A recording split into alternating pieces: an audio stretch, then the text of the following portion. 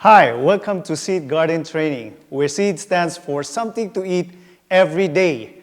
My name is Jonathan Libag, and now we are going to learn about land preparation.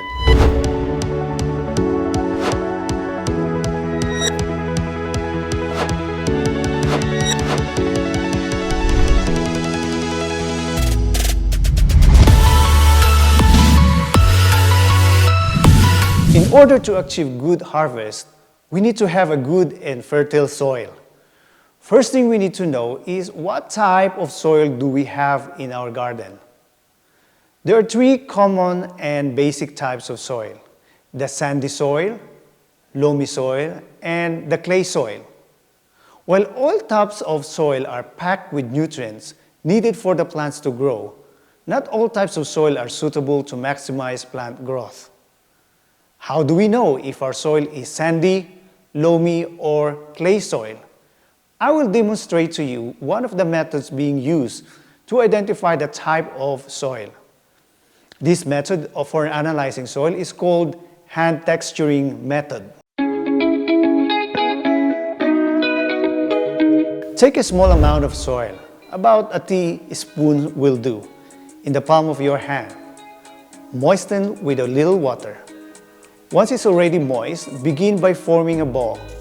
If it does not form a ball, then you have a sandy soil. Sandy soil is a free draining soil that is quick to dry up because it's like tiny stones that plants could hardly absorb nutrients from it. If you can roll the ball into a thick sausage shape, then you have a loamy soil.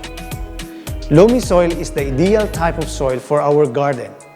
It is a moisture-retentive soil that warms up quickly and works perfectly. The plants can absorb nutrients from the soil easily. If you can roll into thin sausage shape and bend it into a ring shape, then you have a clay soil. Clay soil is a heavy soil that is often difficult to work. It is rich in nutrients for plants. However, because the soil particles are compact and lack of oxygen, the plants could hardly absorb its nutrients. Knowing this type of soil, our goal is making our soil fertile and have a good texture, where roots can easily penetrate the soil and absorb nutrients that maximize the growth of our plants.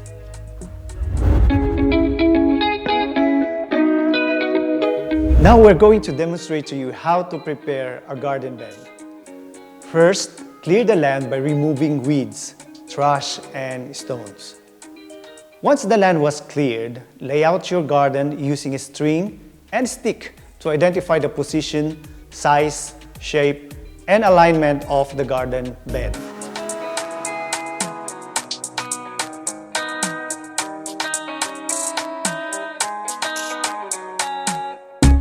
On this demonstration, we are making a 1 meter width and 5 meters length. Direction of garden bed should be aligned from east to west direction. This is done in order to have equal distribution of sunlight to our plants. Sunlight is very vital to the growth of the plants, as it helps the plant to cook their own food through the process known as photosynthesis.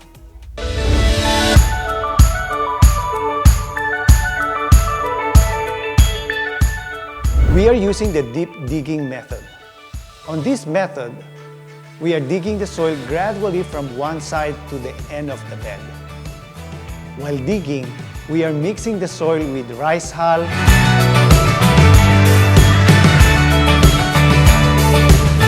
carbonized rice hull,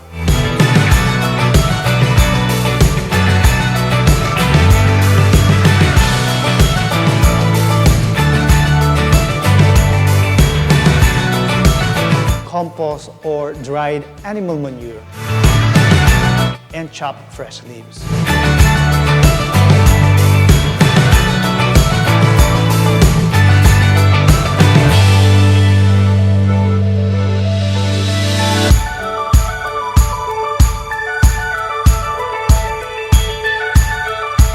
What are the reasons why we need to mix our soil with these materials?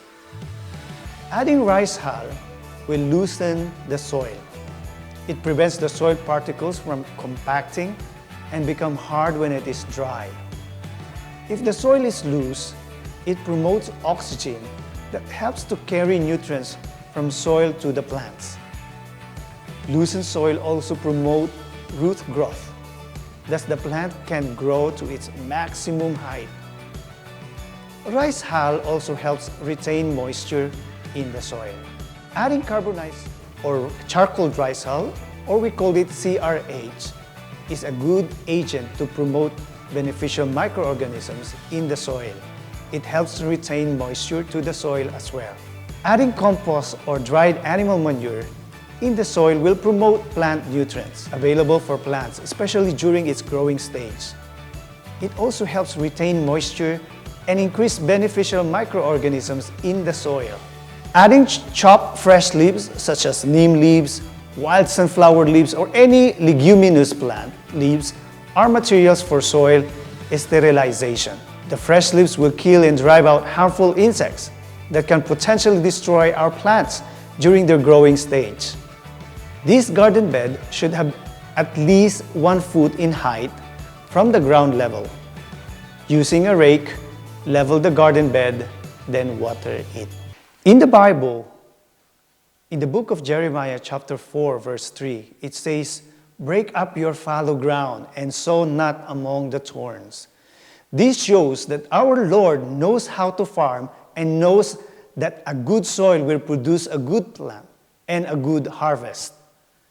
The parable of the sower that found in the Gospel of Matthew, Mark, and Luke is a picture of a farmer that sows seeds. Seeds fell into 4 different places.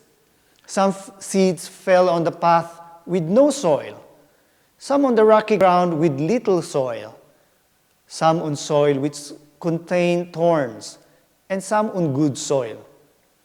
Those seeds fell on the good soil, survived, grew, and become fruitful.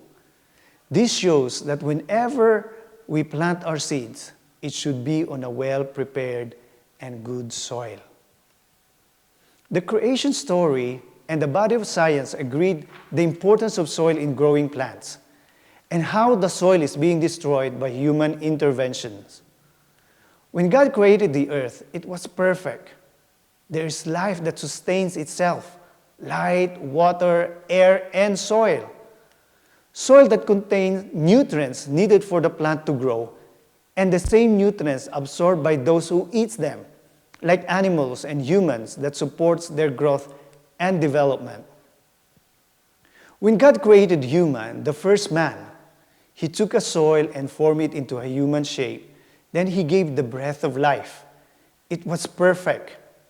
And whenever a man dies, with the help of microorganisms such as fungus and bacteria, it will decay and it will turn back to soil. This perfect creation of God was destroyed, and His relationship with man was broken. Man fell into sin and disobeyed his Creator. Man was destined to eternal punishment.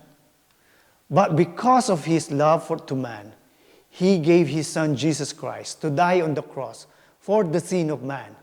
And those who believe in Him will be saved and have eternal life. God's mission is to bring back His original creation to man. That is to bring back His relationship to man. Organic gardening or farming is bringing back the original characteristic of a good and healthy soil. Because of man's selfishness and greed, the soil that was a good soil became contaminated with harmful chemicals and toxins from excessive use of fertilizers and pesticides. These toxins are now being absorbed by humans who consumes them and brought harm to their health. Seed garden training is to promote the use of organic, indigenous, and natural materials in farming to sustain the soil and help the environment. Promoting wildlife and indigenous microorganisms in our soil will surely bring better harvests. Through this method of farming, we will control or even remove the application of any harmful chemical or toxic substances in our garden. Thus, we consume these vegetables and fruits, we will have good and healthy body.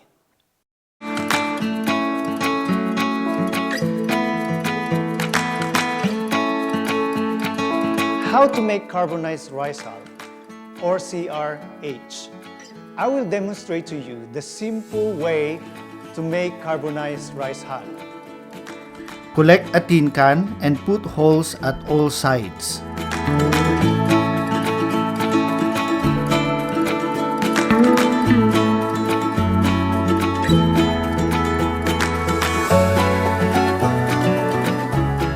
The bottom side of the tin can must be open.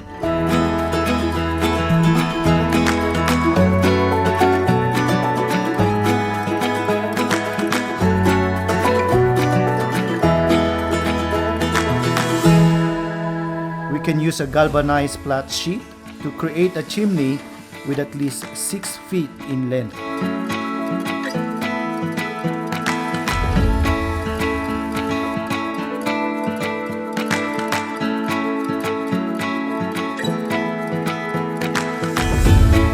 Then the top side of the tin can, we put a hole and pipe that serves as chimney.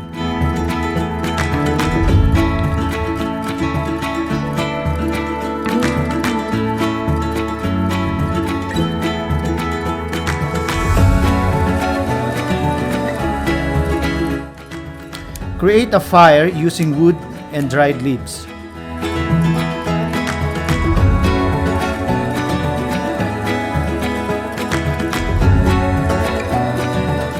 While it is burning, cover the fire with the tin can.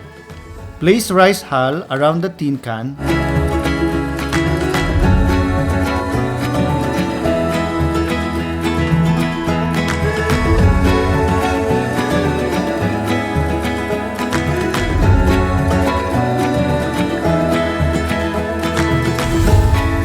And allow it be burned until it will become dark or black in color.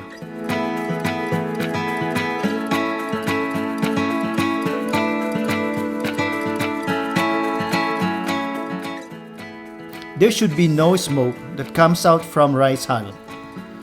After all the rice hull is black, pour water into it until there is no more fire or heat.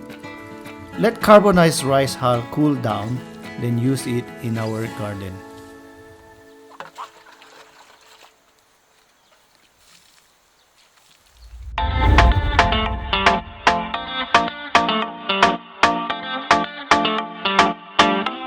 Now, if we do not have enough piece of land to make our garden beds, we can plant our vegetables in any containers. We call this container gardening. In container gardening, we can use any kinds of container to grow our own vegetables. Let us take a look at this container garden to give you some ideas. We just need to be creative and let us promote recycling. This is the basic idea on how to start our own container garden. I will show you the different sizes of the container and to what particular plant or vegetables that can be planted in this container. First, if you have a container with a size of 4 inches, then we can plant leafy vegetables. These are the lettuce and all types of spinach. We can also plant spring onions and even garlic. If we have 8 inches container, then we can plant all types of beans, broccoli, and cabbage. For 10 inches size of container, we can plant radish, carrots, and cauliflower. If the size of the container is 12 inches or more, we can plant tomatoes, eggplant, peppers, and all kinds of vegetables. Now, we are going to prepare our container for planting. First, we need to make a hole at the bottom side of the container. This will allow the water to drain freely. If it is not well drained, it may cause the soil becomes acidic and the plant cannot grow well. We put the hole on the side to prevent it from blockage when we put it in soil surface. Put some pebbles or small stones inside the container until it's just above the holes. The stones will stop the soil from blocking the holes that prevents water drainage. Put soil mixtures into the container. Soil mixtures for containers is 1 part of soil, 1 part of rice hull or carbonized rice hull, and 1 part of compost or dried animal manure. If rice hull is not available in your area, you can use fine sand to mix into your soil.